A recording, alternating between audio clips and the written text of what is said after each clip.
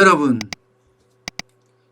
코로나19가 이렇게 재확산해서 난리가 치는데도요, 지금 부동산의 어떤 상승세는 멈추지가 않습니다.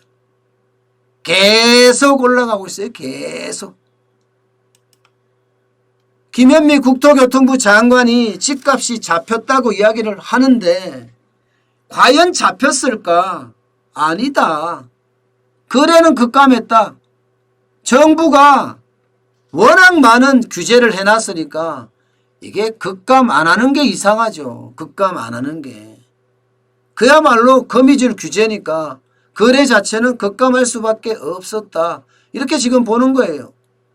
보시는 것처럼 거래 자체가 7월 10일 부동산 대책을 펼치고 나서 엄청나게 떨어졌죠. 엄청나게. 서울만 하더라도요, 그야말로 폭락했다. 거래가 폭락했다. 이렇게 표현할 수가 있습니다.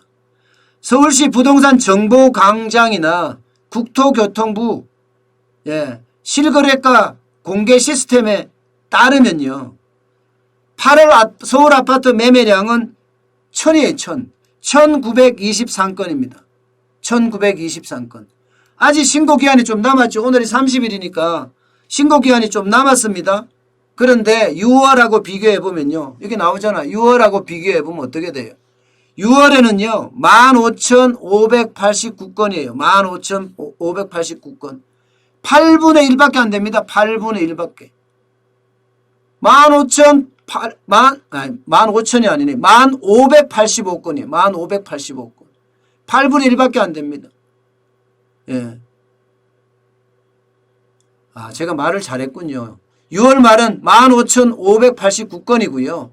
7월은 1,586건이고요.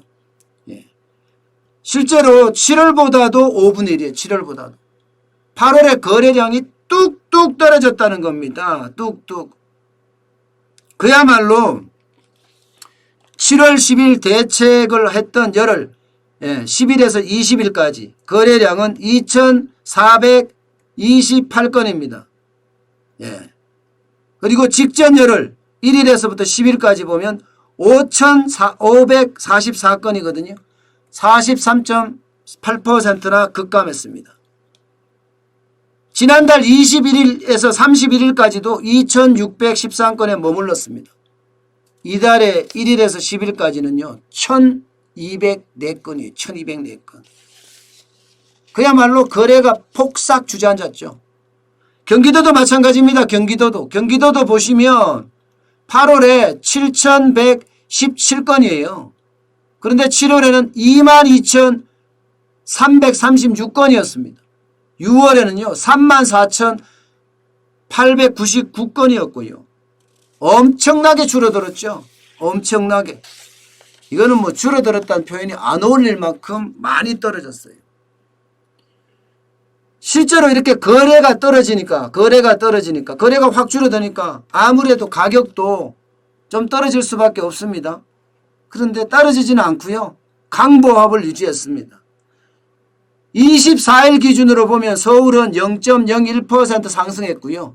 경기는 0.22% 상승했습니다. 22%. 그런데 여러분, 진짜 놀라운 일은요, 똘똘한 한 채는 계속 신고가를 유지한다는 거예요. 신고가를. 똘똘한 한 채는. 이게 굉장히 중요합니다.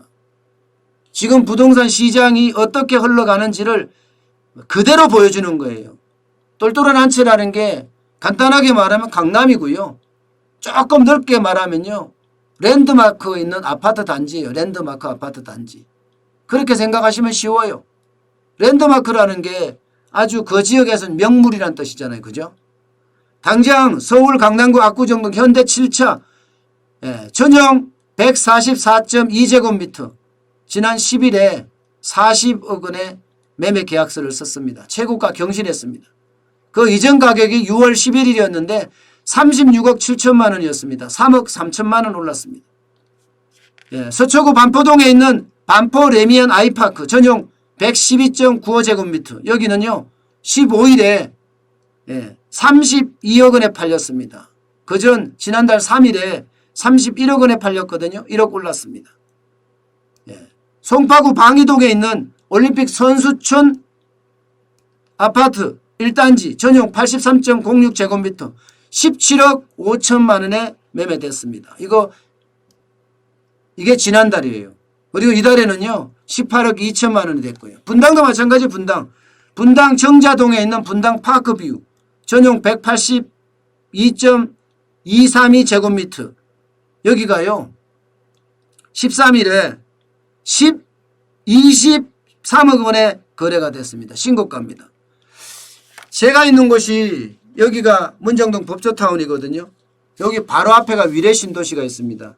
위례신도시는요 이 신도시 자체가 세 군데로 갈려 있어요. 하나는 서울 쪽이고 또 하나는 성남 쪽이고 또 하나는 하남 쪽이에요. 그 중에 하남 쪽에 있는 엠코타운 플로리체 여기 전용 101.987제곱미터 14억 1천만 원에 거래됐습니다. 신고가입니다. 자, 제가 말씀드렸다시피 이렇게 변하는 거예요. 이렇게. 시장 자체가요. 부동산 시장 자체가 지금 정부가 워낙 때려놓으니까 그죠? 워낙 때려놓으니까 변화돼 가는 방향은 더 이상 못 버티는 법인사업자 지방부터 지금 아파트를 내놓고 있고요. 또 다주택자들 야, 나 더 이상 안 되겠어 하니까 정리하고 정리하다 안 되니까 여기도 마찬가지 지방부터 파는 거예요.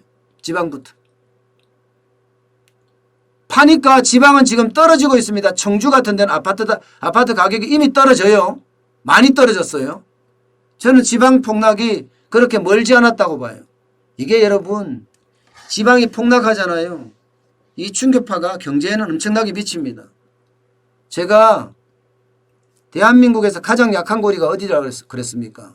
가계부채를 기준으로 했을 때 자영업자, 고령자, 지역경제라고 그랬죠.